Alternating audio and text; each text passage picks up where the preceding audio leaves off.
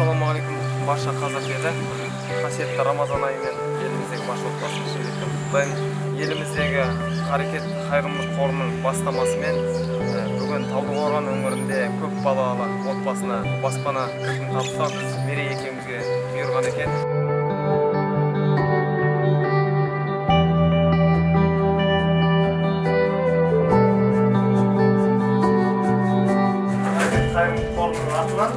Ат салысып жатқан үлкен кісілердің атынан сіздерге осы баспана кілтін табыстауға рұқсат етіңіз.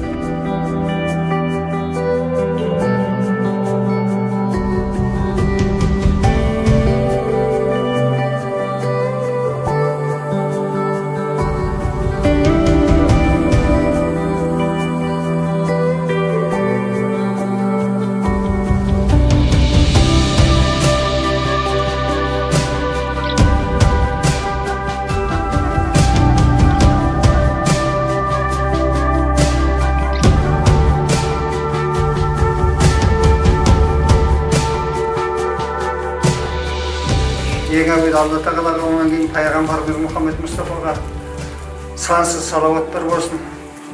Және де осы бізге осындай үй сыйлап, бізді осындай қуантып жатқан Қарекет қайырымдылық қорының ең үлкен басшысы Гүлмира Мұқанқызына және де оның барлық салымшыларына Алла Тағала разы болсын, осындай біздерді мұқтаж жандардың мынандай үй сыйлап жатқан.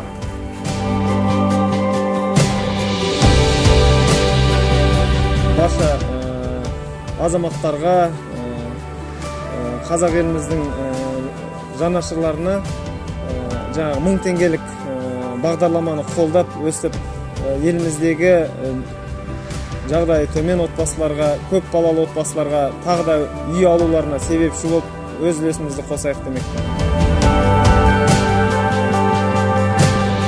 Қазақ елі өздеріңізді мынау 1000 теңгеге баспана акциясы жобасы негізінде жиналған қаражатқа алынған баспананы сіздердің аманаттарыңызды Алланың қалауымен бүгін өздерінің иелеріне тапсырып отырмыз. Яғни мұқтаж жанұяға осы ораза айында жалпы жақсылық жасауда жарысып, Қарекет қорына ақша салып, осы жақсылыққа құштар болып жүрген азаматтардың барлығына үлкен алғысымызды білдіреміз.